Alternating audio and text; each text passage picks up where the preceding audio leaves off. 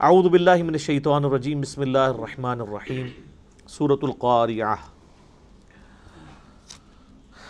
چونکہ پارہ نمبر 30 ہے ہی انذار بالآخرہ ہے، تو اکثر صورتیں جو ہیں وہ قیامت کے دن کا نقشہ کھینچتی ہیں، انہی میں سے ایک صورت یہ بھی ہے۔ القاریعہ، وہ دل ہلا دینے والی کڑک۔ یہ قاریہ یعنی عربی زبان کے اندر کوئی شخص اگر آگے کسی کے دروازے کو زور سے پیٹنا شروع کر دے نا، متنبہ کرنے کے لیے، ظاہر ہے اگر کوئی زور سے پیٹ رہا ہے تو مراد یہ ہے کہ کوئی آفت آ رہی ہے، تو اس کے لیے القاریہ کا لفظ استعمال ہوتا ہے۔ تو یہ ہے القاریہ، وہ بڑی کھڑکھڑانے والی۔ مل قاریہ، تم کیا جانو کہ وہ بڑی کھڑکھڑانے والی چیز کیا ہے؟ وما ادراک مل قاریہ، تمہیں کیا معلوم کہ وہ قاریہ کیا ہے؟ یوم یکون الناس کالفراش المبثوث، وہ دن، قیامت کا دن ایسا ہوگا جس دن لوگ بکھرے ہوں گے پروانوں کی طرح۔ اب یہ مونسون کا مہینہ جب آتا ہے ہمارے سب کانٹیننٹ میں، انڈیا، پاکستان، بنگلہ دیش میں، آپ دیکھتے ہیں کہ پتنگے نمودار ہوتے ہیں بارش کے بعد، اور ان کی لائف تھوڑی دیر کے لیے ہوتی ہے، اور کس طرح وہ تھوڑی دیر بعد بکھرے پڑے ہوئے ہوتے ہیں۔ اسی طریقے سے سورۃ القمر میں اس کی ایک ایگزامپل بیان کی گئی جراد کی، ٹڈیوں کے معنی تم زمین سے نکلو گے، کس طرح وہ پوری فصل کے اوپر جو ہے وہ پھیل جاتی ہیں۔ تو قیامت والا دن اس طرح لوگ بکھرے ہوئے ہوں گے، اپنی قبروں سے اٹھائے جائیں گے۔ جو شخص زمین میں دفن ہوا ہو زمین سے اٹھایا جائے گا، جس کی راکھ ہواؤں میں بکھر گئی اس کو اللہ تعالیٰ ہواؤں سے جمع کر لے گا، کوئی سمندر میں غرق ہوا وہاں سے جمع ہو جائے گا، وہ اللہ تعالیٰ کے لیے کوئی چیز مشکل نہیں ہے۔ وَتَكُونُ الْجِبَالُ كَالْعِهْنِ الْمَنْفُوشِ، اور پہاڑ دھنکی ہوئی اون کی مانند ہوں گے۔ یہ آج کل اب یہ سردیوں کا موسم شروع ہو رہا ہے، تو آپ یہ کبھی یہ جو رضائیاں بھرنے والی دکان ہے نا، جہاں پہ روئی کو جو ہے وہ بھرا جاتا ہے تکیوں کے اندر، رضائیوں کے اندر، تو آپ وہاں دیکھیں گے کہ وہاں پہ روئی کے جو باریک ریشے یوں اڑ رہے ہوتے ہیں، اس طرح پہاڑ اڑ رہے ہوں گے۔ اس روئے ارض پہ سب سے محکم چیز اللہ کی مخلوقات میں سے پہاڑ ہے۔ پہاڑ سے زیادہ کوئی مضبوط اور محکم چیز نہیں ہے۔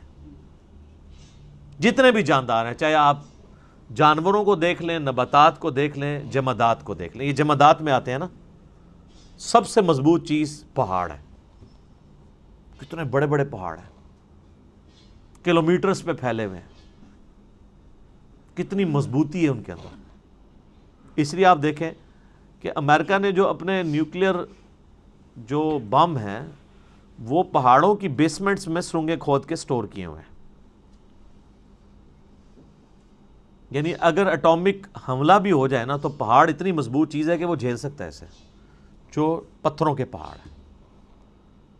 اور وہ بھی قیامت والے دن اس طرح اڑ رہے ہوں گے جیسے جو روئی کے ریشے اڑ رہے ہوتے ہیں، یعنی ان کی بھی کوئی اوقات نہیں ہوگی۔ گریویٹیشنل فورس ڈسٹرب ہو جائے گی ظاہر اللہ تعالیٰ کی طرف سے، اور جمع الشمس والقمر، سورج اور چاند ملا دیے جائیں گے، ہر چیز تل پٹ ہو جائے گی۔ اللہم اجرنا من النار، آمین۔ تو اب اس کے بعد ظاہر ہے کہ اینڈ رزلٹ دو ہی نکلنے ہیں۔ ایک وہ لوگ ہیں جو دنیا میں انبیاء کی پیروی کرتے رہے، اللہ کی کتابوں کے پیچھے چلتے رہے، اور دوسرے انبیاء کی مخالفت میں زندگی گزارتے رہے۔ دونوں کا انجام ڈیفرنٹ ہوگا۔ فَأَمَّا مَنْ ثَقُلَتْ مَوَازِينُهُ، پھر اس دن جس کے نیکیوں کے پلڑے بھاری ہوں گے، فَهُوَ فِي عِيشَةٍ رَاضِيَةٍ، تو وہ شخص تو اپنے دل کی عیش والی زندگی میں ہوگا، جو اس کا دل چاہے گا نا وہ عیاشی کا لیول اسے ملے گا۔ جس کے جو پلڑا ہے قیامت والے دن بھاری ہوا۔ اب اس کے دو معنی ہو سکتے ہیں، ایک تو یہ کہ نیکیاں اور برائیاں تولی گئیں اور نیکیوں کا پلڑا وزنی ہو گیا، جیسے ہمارا وہ ایک بیلنس استعمال ہوتا ہے نا، ترازو، ایک طرف یعنی اس کے لیے ریفرنس ویٹ رکھا جاتا ہے، دوسری طرف چیز رکھی جاتی ہے، تو ایک پلڑے کے اندر نیکی رکھی جائے گی، ایک میں برائی۔ جس کی نیکی جو ہے وہ وزنی ہو گئی وہ عیاشی کی زندگی میں ہوگا، فی عیشۃ راضیہ، عیش کی زندگی میں ہوگا، اور جس کے گناہوں والا پلڑا بھاری ہو گیا نعوذ باللہ تو اس کے لیے پھر مصیبتیں کھڑی ہو جائیں گی۔ اور دوسرا، اب یہاں پہ نیکیوں اور برائیوں کا ذکر نہیں آیا، صرف یہ ہے کہ جس کے وزن بھاری ہوں گے، تو اس میں امپلائڈ ہے کہ نیکیوں کا وزن، یا یہ بھی ہو سکتا ہے جس طرح ہماری دنیا میں بھی ایک سپرنگ بیلنس بھی یوز ہوتا ہے، جس میں آپ کو ریفرنس نہیں لیتے بلکہ صرف چیز کو ہی تولا جاتا ہے، تو کسی شخص کی صرف نیکیاں ہی تولی جائیں اور جو اللہ نے ڈیٹم لیور مقرر کیا ہوا ہے اس میں وہ پوری اترے، تو وہ گناہوں تک جانے کی ضرورت ہی نہ پڑے کہ ہاں جی اس کی نیکیاں ہیں یہ کافی ہیں، 33 نمبر مل گئے ہیں، پاس کر دو اسے۔ تو اور اس سے بھی بڑی چیز ہے، کئی لوگوں کو بغیر حساب و کتاب کے بخش دیا جائے گا۔ اللہم اجعلنا منہم، اللہ تعالیٰ ہمیں ان میں شامل فرمائے۔